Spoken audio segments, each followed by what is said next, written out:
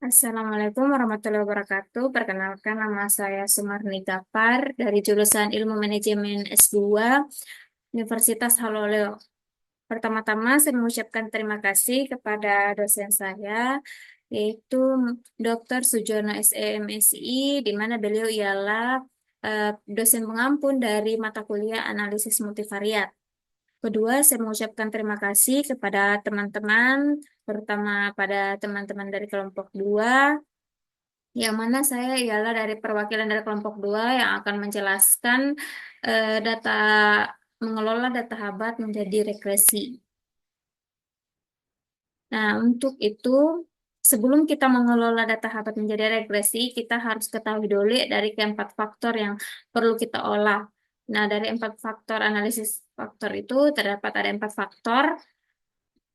Nah, jadi kita membuka dulu file untuk panduan analisis regresi yang ada pada bab 6. Kemudian ini panduannya. Nah, kembali lagi kita masuk di SPSS. Nah, di sini kita akan melakukan analisis faktor terlebih dahulu. Oke, kita masukkan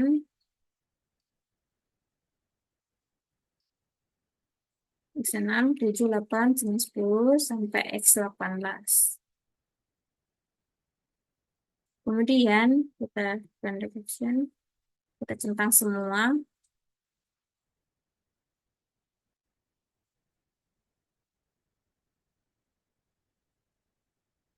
Kemudian rotation, Remax,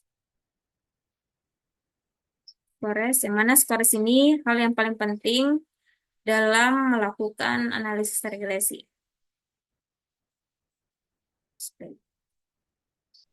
Klik, oke. Nah, di sini sudah keluar hasil dari data statistiknya bersama matriksnya.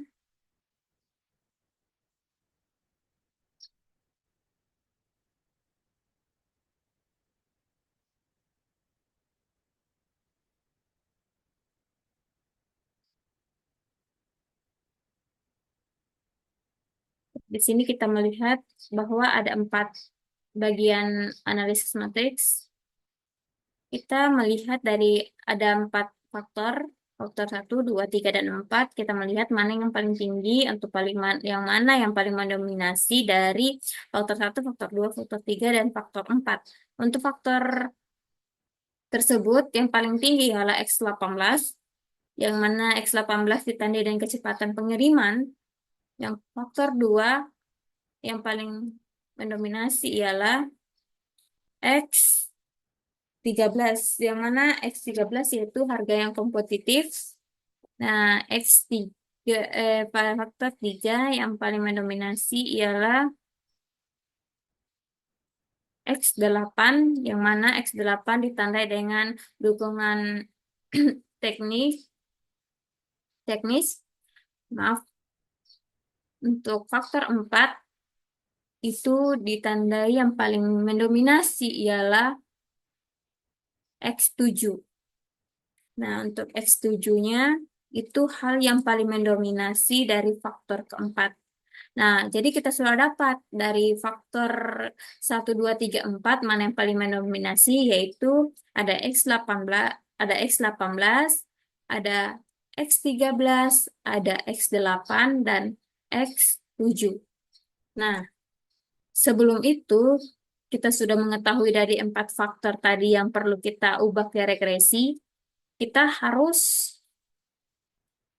untuk mempermudah kita dalam mengelola data, kita perlu mengubah dulu nama file, nama faktornya. Ya, terserah kita mau menggunakan nama apa, tapi di sini saya akan menggunakan nama K2 atau kecepatan pengiriman. Nah, kecepatan pengiriman ditandai dengan faktor yang variabel X18 tadi.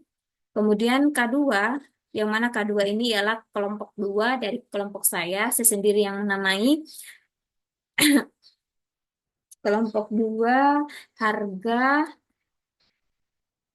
harga yang kompetitif.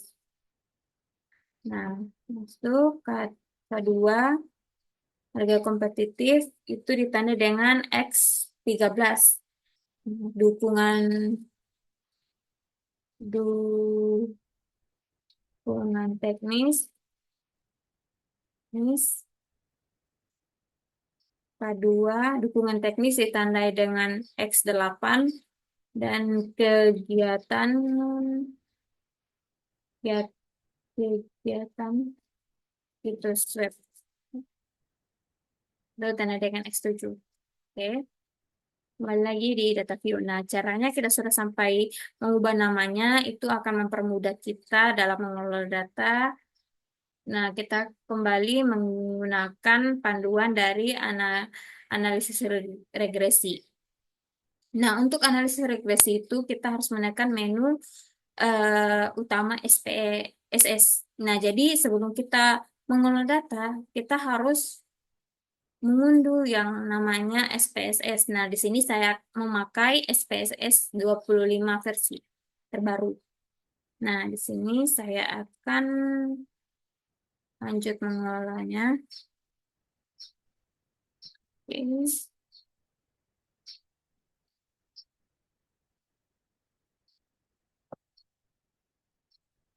Analyze, regression, linear. Nah, kemudian independennya saya di sini akan memasukkan variabel 19. Yang mana variabel 19 ini ialah variabel keputusan.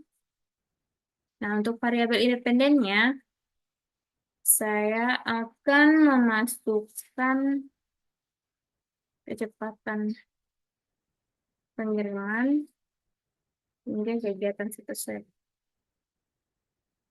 Nah, sudah masuk. Klik.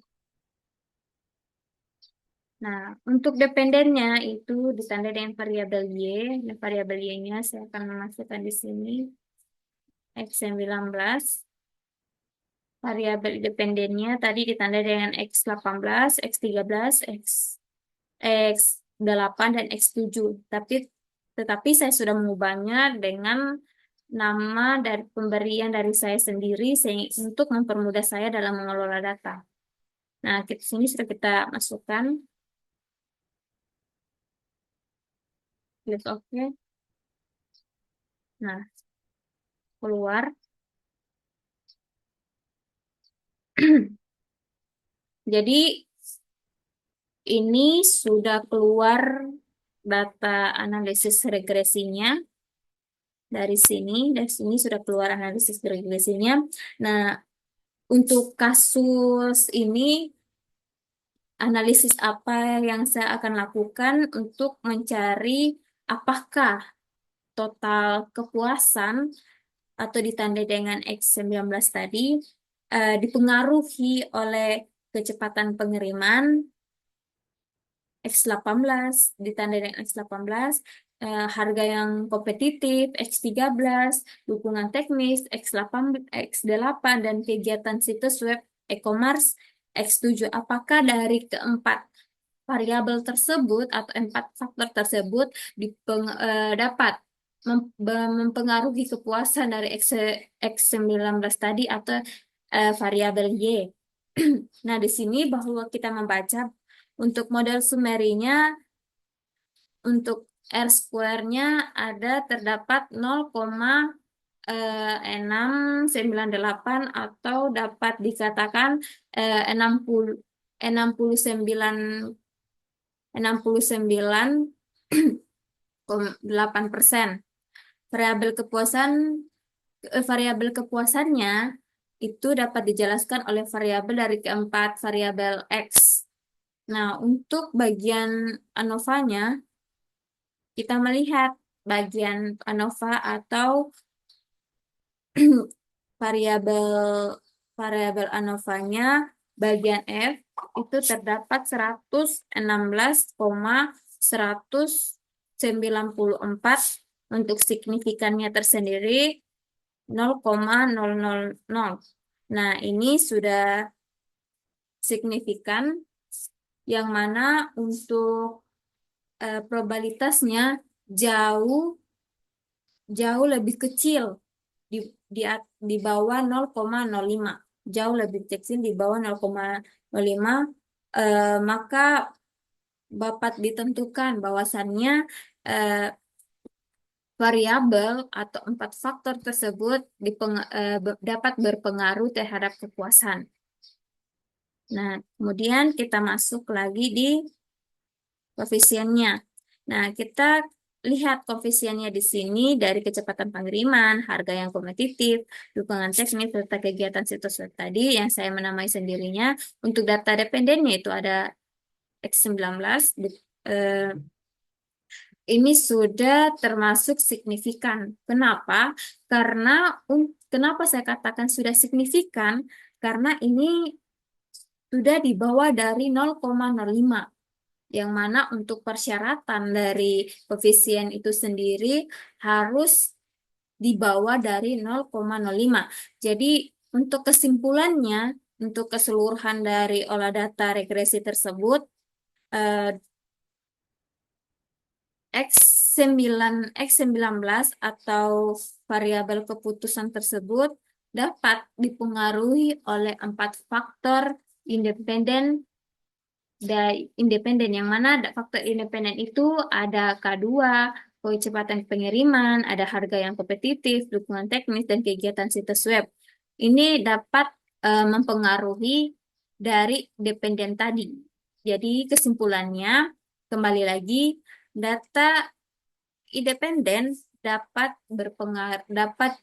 mempengaruhi data dependen. Dan ini sudah signifikan. Dan itu mungkin saja yang dapat saya jelaskan.